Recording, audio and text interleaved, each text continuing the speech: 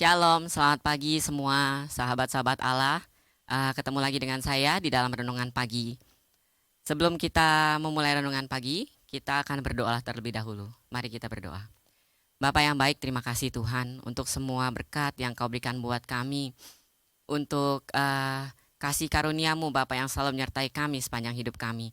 Kalau hari ini kami boleh bangun, kami mau mendengar sedikit dari renungan-Mu Bapa. Beri kami pengertian, beri kami hikmat, dan ajar kami untuk duduk mendengarkan Tuhan dengan fokus Bapa, sehingga kami mengerti apa yang Kau mau sampaikan. Terima kasih Tuhan, haleluya Yesus, amin. Sekali lagi shalom.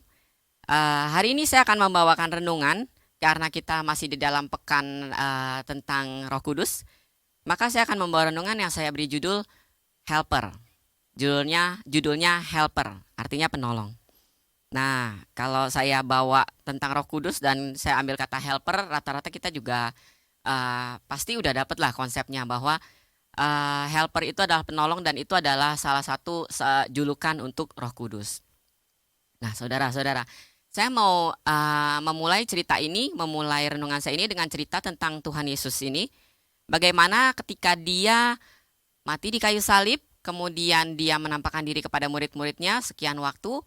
Kemudian dia terangkat ke surga. Nah, sebelum dia terangkat ke surga itu dia kan sempat ngomong sama murid-muridnya ya. Saya tuh harus pergi. Tuhan Yesus menyatakan secara pribadi, secara personal sama murid-muridnya, saya harus pergi. Karena kalau saya tidak pergi, maka penolong ini tidak akan datang. Sebenarnya kalau kita pikir ya, Tuhan Yesus itu sendiri udah Tuhan yang istilahnya dia Tuhan gitu loh. Kenapa dia masih bilang saya harus pergi? Kenapa nggak dia yang melanjutkan terus pekerjaannya? Malah dia masih bilang, saya harus pergi supaya penolong itu datang. Nah, saudara, saya mau ambil begini. Ketika Roh Kudus itu datang untuk menolong, benar waktu mereka akhirnya tunggu tuh ya, di loteng Yerusalem, akhirnya Tuhan mencurahkan Roh Kudus dengan caranya yang luar biasa, extraordinary, dan itu mungkin tidak akan pernah kita alami lagi gitu kan dengan lidah-lidah api dan segala macam. Jadi jangan kita mengharapkan akan terjadi seperti itu lagi di saat-saat ini. Walaupun bukan hal yang mustahil, tapi itu tergantung kehendak dan kuasa Tuhan. Apakah dia mau apa enggak. Tapi itu adalah sebuah momentum yang di mana di situ tuh terjadi perubahan, ya, terjadi pencurahan Roh Kudus. Nah, saudara, kenapa Tuhan sampai bilang saya harus pergi supaya penolong itu datang? Saya kembali ke sana. Saudara, Tuhan itu one person. Saya katakan one person, artinya satu orang, satu pribadi, satu body utuh nih, satu keutuhan gini, satu body utuh.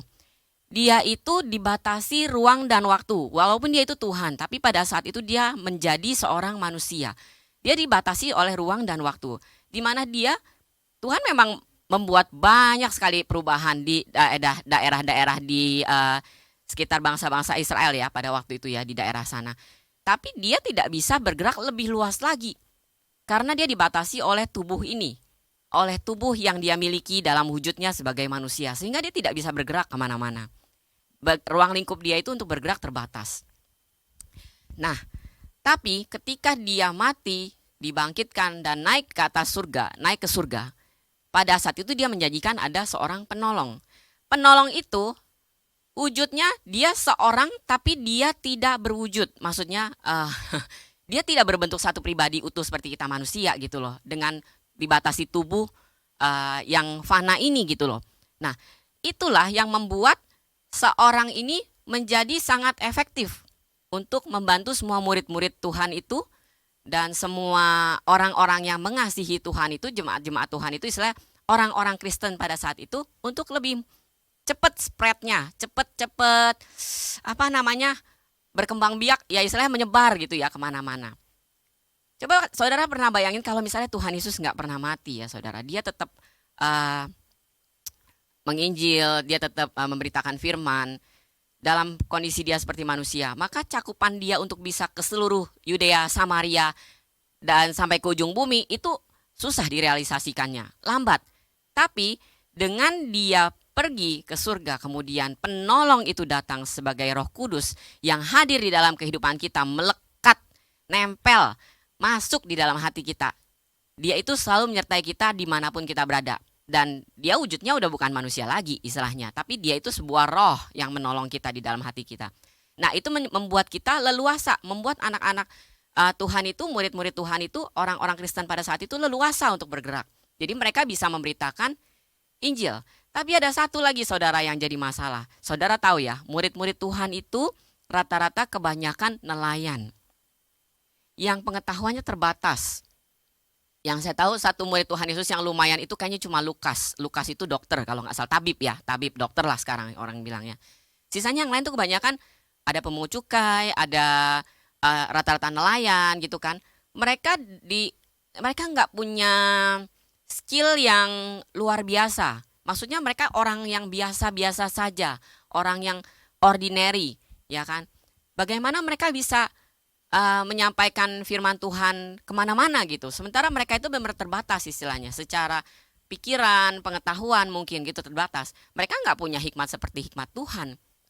Tuhan Yesus Tuhan yang dalam wujud manusia, maka dia menjadi luar biasa. Sebenarnya bodinya itu nggak bisa nampung istilahnya, nggak bisa nampung keluar biasaan kuasanya di dalam kemaha-mahaan dia gitu kan. Nah itu yang membatasi Tuhan Yesus. Tapi begitu Roh Kudus itu turun, maka Roh Kudus itu sekali lagi saya bilang apa? Dia penolong. Penolong. Roh Kudus itu selain daripada membuat semua orang percaya saat itu punya Roh Kudus, hebatnya lagi Roh Kudus itu memampukan kita, memampukan mereka di situ yang dalam keterbatasannya yang cuma nelayan, yang istilahnya ruang lingkupnya kecil yang orang nggak perhitungkan itu menjadi harus diperhitungkan.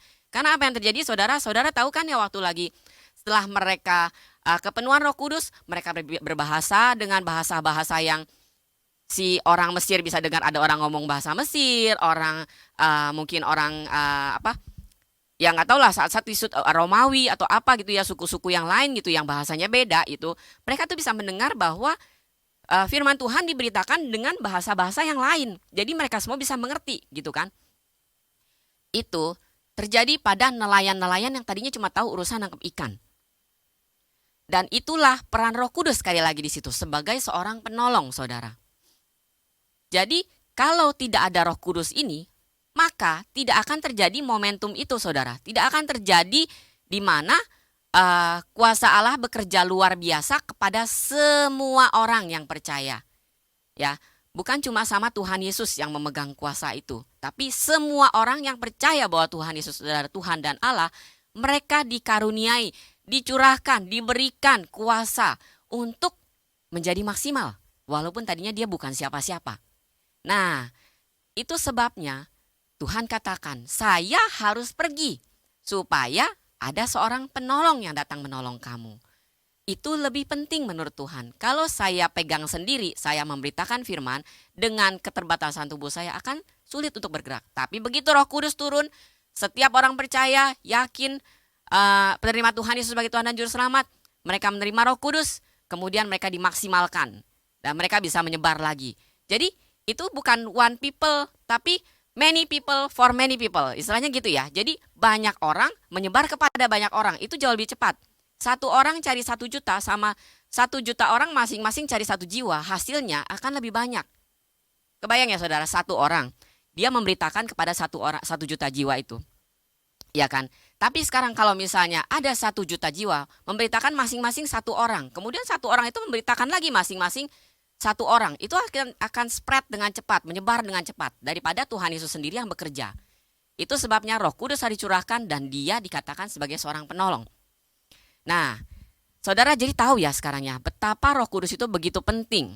Itu sebabnya Tuhan Yesus bilang, saya harus pergi. Kalau dia nggak pergi, nggak terjadi saudara. Dan begitu pentingnya juga Roh Kudus dalam hati kita. Petrus yang tadinya dia menggebu-gebu, tapi dia menggebu-gebu dengan tidak terkendali. Bawahannya emosian mulu, iya kan. Dia berapa kali bilang saya nggak bakalan mengkhianati Tuhan. Pada akhirnya tiga kali ayam berkokok dia udah ngomong yang jelek gitu udah berapa kali. Terus waktu dia juga dengan emosian main asal potong kupingnya si Maltus gitu kan. Pokoknya Petrus yang tadinya seperti itu yang gitu kan, membara begitu, akhirnya dia bisa diganti arahnya, dibelokin gitu loh. Jadi dia yang terkendali gitu. Ketika dia berkhotbah sekian ribu orang bertobat gitu kan. Nah, itu pekerjaan Roh Kudus. Pekerjaan Roh Kudus adalah mengubah memodali kita, memperlengkapi kita dengan kemampuan-kemampuan yang membawa kita itu untuk semakin luar biasa di hadapan Tuhan. Nah, itulah penolong.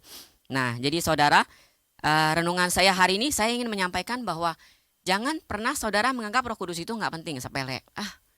Roh Kudus siapa sih? Tapi Roh Kudus itulah yang membantu kita di dalam segala hal. Kalau saudara sekarang berasa saya nggak bisa apa-apa, tapi ingat saudara, begitu saudara punya Roh Kudus, Roh Kudus itulah yang membantu kita menjadi maksimal, mengubah diri kita sendiri, mengubah karakter kita sendiri. Kita tuh butuh Roh Kudus, karena Roh Kudus itu akan menjadi alarm di dalam hati kita, di dalam kehidupan kita, yang akan selalu ngingetin kita, salah langkah, gimana gitu kan.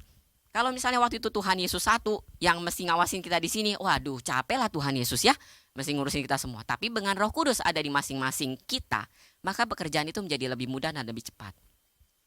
Jadi saudara, Roh Kudus itu penting di dalam kehidupan kita. Saya akan ambil ayat dalam Yohanes 14 ayat 26. Tetapi penghibur, yaitu Roh Kudus yang akan diutus oleh Bapa dalam namaku, Dialah yang akan mengajarkan segala sesuatu kepadamu dan akan mengingatkan kamu akan semua yang telah kukatakan kepadamu. Nah, di sini nih kelihatan banget kan bahwa Roh Kudus itu membantu dan bahkan dia ditulis juga menghibur. Ya, dia waktu itu karena murid-murid sedih, mereka kehilangan Tuhan Yesus, Roh Kudus ini menghibur, seorang penghibur yang memberikan penghiburan buat murid-murid pada saat itu dan semua orang-orang yang percaya pada Tuhan saat itu. Dan juga dia yang akan mengajar segala sesuatu kepada kamu dan mengingatkan kamu akan semua yang udah Tuhan ajarkan. Nah, disitulah saudara bisa lihat dalam ayat ini bahwa begitu pentingnya Roh Kudus buat kita. Dan di situ juga Tuhan tahu, Tuhan Yesus tahu, Allah juga tahu bahwa untuk bekerja dengan cepat dibutuhkan Roh Kudus. Jadi saudara-saudara, cepat kita kalau yang di antara kita ada yang masih ragu, Roh Kudus buat apa sih gitu ya? Jangan saudara, itu penting buat kita. Itu sangat membantu kita untuk mengubahkan kita. Nah, sampai di sini saja renungan saya hari ini. Mari kita berdoa. Bapa di surga, terima kasih Tuhan. Kalau sekarang kami masuk di dalam masa-masa penantian Roh Kudus Tuhan. Mungkin ada di antara kami yang belum mengerti atau belum mendapat atau belum mengenal Roh Kudus. Biar kiranya Tuhan kami boleh meminta Roh Kudus itu ada di dalam hidup kami dan biar Roh Kudus itu bisa memaksimalkan kami di dalam setiap karunia-karunia yang boleh ada pada kami untuk kami semakin bisa menjadi saksi-Mu Tuhan dengan keberadaan kami, dengan talenta kami, dengan apapun yang ada pada kami kepada orang-orang di sekeliling kami Tuhan. Ajar kami Tuhan, biar kami peka sama Roh Kudus, juga biar kami bisa memaksimalkan Tuhan hidup kami Bapa dengan Roh Kudus sebagai penolong kami Tuhan. Terima kasih Tuhan, segala kemuliaan bagi nama-Mu, Haleluya Yesus. Amin. Bye, Tuhan Yesus memberkati.